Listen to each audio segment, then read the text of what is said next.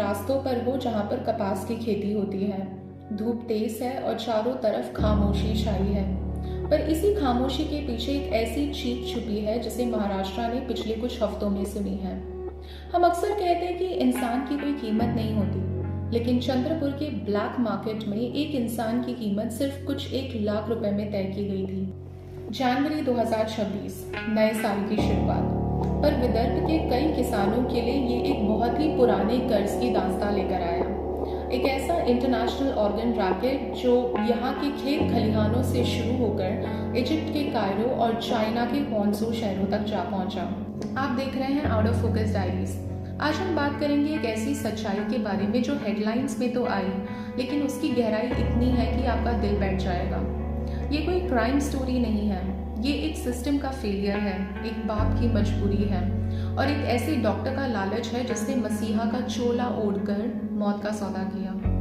आज की डॉक्यूमेंट्री आपको एक ऐसी अंधेरी दुनिया में ले जाएगी जहां पर मेडिकल टूरिज्म के नाम पर इंसानी जिस्म को टुकड़ों में बेचा गया। तैयार हो जाइए, क्योंकि आज की कहानी आपको झकझोर देगी। तो हमारी कहानी शुरू होती है नामदेव से। नामदेव वैसे तो एक किसान है, लेकिन कर्ज ही उसकी असली पहचान बन चुकी है। चंद्रपुर में किसानों की हालत हम सब जानते हैं। जब बारिश नहीं होती तो कर्ज बढ़ता है, और जब कर्ज बढ़ता है तो घर में डर बढ़ता है। नामदेव ने बैंक से लोन लिया था और फिर साहूकार से। बेटी की पढ़ाई, घर का खर्चा, सब कुछ एक बोझ बन गया था। तभी एक दिन उसे चाय की टपरी पर एक शख्स मिलता है। ये शख्स नामदेव को मिठाई खिलाकर कहता है, भाई तू परेशान क्यों है? मेरे पास एक रास्ता है। सिर्फ 10 दिनों के लिए तुझे ये देश छोड़कर जाना होगा। एक छोटी सी सर्जरी होगी और तेरे अकाउंट में 5 लाख रुपए होंगे। नामदेव ने इसे ऊपर वाले का इशारा समझा। उसे ये बताया गया कि वो किसी की जान बचा रहा है, पर उसे ये बिल्कुल नहीं बताया गया कि ये एक इंटरनेशनल कार्टेल है जो कि लीगल और इलीगल के बीच की लकीर को पूरी तरह से मिटा चुका है। फैक्ट्स बताते हैं कि चंद्रपुर के कई किसानों को इसी तरह से फंसाया गया। उन्हें ऑर्गन डोनेशन का असली कानून, थोडा एक्ट, उसके बारे में बिल्कुल नहीं बताया गया। उन्हें बस पैसे दिखाए गए और यही पैसे एक दिन उनके लिए मौत का पैगाम बन गया। सवाल ये उठता है कि आखिर ये लोग नामदेव तक पहुंचे कैसे? तो अगर हम SIT यानी स्पेशल इन्वेस्टिगेशन टीम की माने तो ये लोग कोई बड़े गुंडे नहीं थे। ये लोग या तो पहले डोनर रह चुके थे या तो किसी हॉस्पिटल में वार्ड बॉय का काम करते थे। इनका नेटवर्क इतना स्ट्रॉन्ग होता था कि इन्हें बहुत अच्छे से पता रहता था किस किसान के ऊपर कितना कर्ज है। इन्हें स्काउट्स कहते हैं। हर एक डोनर को तैयार करने के पीछे इन्हें एज कमीशन 1 लाख रुपए मिलते थे। अब आप खुद सोचो, एक किसान की किडनी बेचने पर ये इतना पैसा कमा लेते थे जितना कि ये किसान साल भर खेती करके भी नहीं कमा सकता था। नामदेव जैसे लोगों के फेक IDs बनवाए, उन्हें रिलेटिव बताया, क्योंकि इंडिया के लॉस के हिसाब से आप सिर्फ अपने किसी करीबी को ही किडनी डोनेट कर सकते हो। इन्होंने अपने पेपर वर्क में ऐसी आउट ऑफ फोकस सेटिंग्स की कि हॉस्पिटल्स और पुलिस का कभी इन पर कोई शक नहीं गया। ये लोग डोनर्स को मुंबई के बड़े बड़े होटल्स में रखते थे, इन्हें अच्छा खाना खाने को देते थे ताकि इनका डर खत्म हो जाए। लेकिन असल में ये सिर्फ एक fattening the calf for slaughter जैसा ही था। अब आती है सबसे बड़ी factual information, the international pipeline.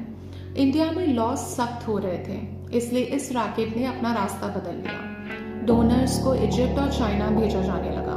Namdev को बताया गया कि वो मेडिकल टूरिज्म के लिए जा रहा है। उसे एक टूरिस्ट वीज़ा पर भेजा गया। इजिप्ट के हॉस्पिटल्स में लैंग्वेज बैरियर होने की वजह से नामदेव को समझ ही नहीं आया कि उसके साथ क्या हो रहा है।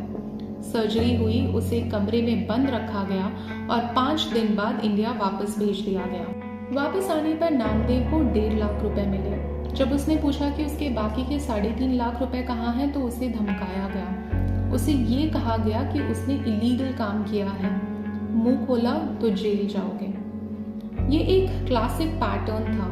डोनर्स को इतना डरा दिया जाता था कि वो कभी मुंह नहीं खोलते थे। लेकिन जब चंद्रपुर की पुलिस ने इंटरनेशनल ट्रैवल पैटर्न्स चेक किए तो उन्होंने एक बहुत ही अजीब सी बात नोटिस की। चंद्रपुर के एक ही एरिया से इतने सारे लोग इजिप्ट क्यों जा रहे थे? और वापस आती सबकी तबीयत क्यों खराब हो रही थी। बस यहीं से एसआईटी का असली काम शुरू हुआ। अब इन्वेस्टिगेशन की सुई जाकर रुकी सोलापुर में। एक ऐसा डॉक्टर जिसने सालों मेडिकल प्रैक्टिस की थी, इसका कनेक्शन इंटरनेशनल बायर्स के साथ निकला। दिसंबर 2025 में जब इसे अरेस्ट किया गया तो इसके लैपटॉप से ऐसी ईमेल्स और चैट्स मिले जो होश उड़ा देने वाले थे। डॉक्टर एस सिर्फ ऑपरेशंस नहीं करता था, ये चीफ लॉजिस्टिक्स भी था। ये डिसाइड करता था कि कौन सा डोनर कौन से पेशेंट के लिए मैच होगा। एक किडनी जिसका इंटरनेशनल मार्केट में 60 से 80 हज़ार डॉलर यानी 50 से 60 लाख रुपए में बिकती थी, उसका सिर्फ 2 से 3% ही किसान को मिलता था। डॉक्टर एस ने चंद्रपुर को अपना हंटिंग ग्राउंड बनाया। उसने लोकल एजेंट्स को टारगेट्स दिए हुए थे। जनवरी 2026 के इंटरोगेशन में उसने एक्सेप्ट किया कि पिछले 2 सालों में वो ऐसी 50 से भी ज़्यादा सर्जरीज फैसिलिटेट कर चुका है। अब ये कहानी सिर्फ डॉक्टर्स की नहीं है, ये कहानी है एक ऐसे नेक्सस की जहाँ पर लाइफ एक कमोडिटी बन गई है। आज नामदेव अपने घर पर है, पर वो पहले जैसा बिल्कुल नहीं रहा। वो खेती नहीं कर सकता क्योंकि उसकी सेहत गिर चुकी है और उसके पास तो अब पैसे भी नहीं बचे क्योंकि वो पैसे उसके दवाइयों में खर्च हो गए हैं। ये कहानी सिर्फ नामदेव की नहीं है, ये कहानी हर उस इंसान की है जो मजबूरी में अपना अंग बेचने को निकल पड़ता है। चंद्रपुर का ये किडनी रैकेट हमें याद दिलाता है कि आउट ऑफ फोकस रहना कितना खतरनाक हो सकता है, और जब हमारा ध्यान हमारे किसानों पर नहीं जाता तब ऐसे क्रिमिनल नेटवर्क्स पैदा होते हैं। आपने ये डॉक्यूमेंट्री देखी, ये बस एक छोटी सी कोशिश थी उन दबी हुई चीखों को आवाज़ देने की। क्या लगता है आपको, सिर्फ कानून बदलने से ये सब खत्म हो जाएगा या फिर हमें इसकी असली वजह गरीबी पर काम करना होगा?